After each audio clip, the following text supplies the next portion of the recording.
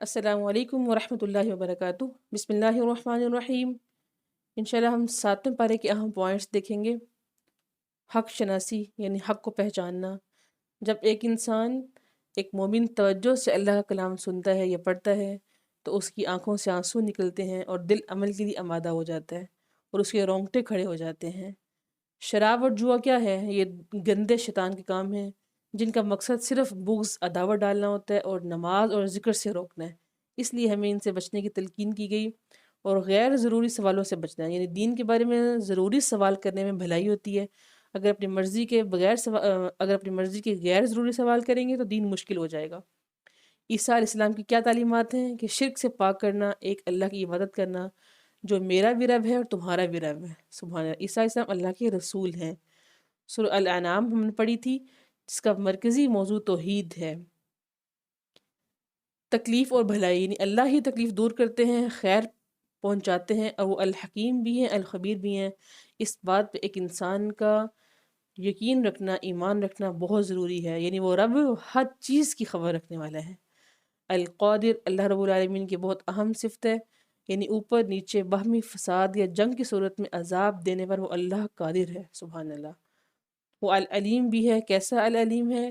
غیب کی گنجیاں یا بحر و بر کے خزانے، زمین پہ گرنے والا ہر پتا، اس کی گہرائیوں میں جانے والا ہر دانہ، ہر چیز کا اس رب کو علم ہے۔ سبحان اللہ۔ کوئی انسان ایسا ہے؟ نہیں نا۔ یہ رب العالمین کی صفات بیان ہو رہی ہیں۔ القاہر، وہ القاہر بھی ہے، اپنے بندوں پر غالب ہے، جب چاہے فرشتہ بھیج کے اس کی روح قبض کر سکتا ہے۔ محسنین کو کیا بدلہ ملے گا؟ یعنی جو احسان کرتے ہیں انہیں کیا ملے گا؟ جیسا کہ ابراہیم علیہ السلام نے اللہ کی خاطر اپنا سارا کنبہ چھوڑ دیا، پھر اللہ تعالیٰ نے ان کی نسل میں انبیاء اور صالحین پیدا کر کے ان کو بہترین جزا دی، بہترین بدلہ دیا تھا۔ ایسا ہی وہ رب بدلہ لیتا ہے، وہ کسی بھی اپنے بندے کا اجر ضائع نہیں کرتا۔ قسم کا کفارہ بڑا اہم ہے، یعنی جو شخص ارادتاً جھوٹی قسم کھا لیتا ہے تو اس کا کفارہ کیا ہے؟ 10 مسکینوں کو کھانا کھلانا، لباس پہنانا یا ایک گردن کو آزاد کرنا ہے۔ ہمیں اپنی فکر ہر وقت کرتے رہنا چاہیے۔ انسان اپنی فکر نہیں کرتا، یہ اس کی کمزوری ہے، یعنی دوسروں کو دیکھتا ہے۔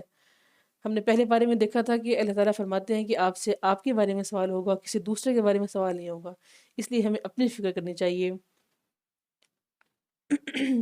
توحید کی علامات دیکھی تھیں۔ ابراہیم علیہ السلام جنہوں نے کائنات کا مشاہدہ کر کے حق کو پہچانا، پھر صرف ایک اللہ کو اپنی توجہ کا مرکز بنا لیا۔ سبحان اللہ۔ قرآن کریم وہ مبارک کتاب ہے کہ جو شخص اسے پڑھے گا پھر اس پہ عمل کرے گا اس کی زندگی برکتوں سے مالا مال ہو جائے گی۔ پھر ہم نے اللہ رب العالمین کی کچھ مزید صفات دیکھی تھیں کہ وہ آسمان و زمین کو نئے سرے سے پیدا کرنے والا ہے۔ وہ رب، اس کی کوئی بیوی کوئی بیٹا نہیں ہے، وہ ان سب سے بے نیاز ہے، ہر چیز کا خالق ہے، نگاہیں اس کو نہیں پا سکتی، وہ باریک بین بھی ہے اور خبر رکھنے والا بھی ہے۔ سبحان اللہ۔ اللہ تعالیٰ سے دعا ہے کہ اللہ تعالیٰ ہمیں اپنی ان صفات پہ ایمان لانے کی توفیق عطا فرمائے، ہم سے قبول فرما لیں۔ آمین یا رب العالمین۔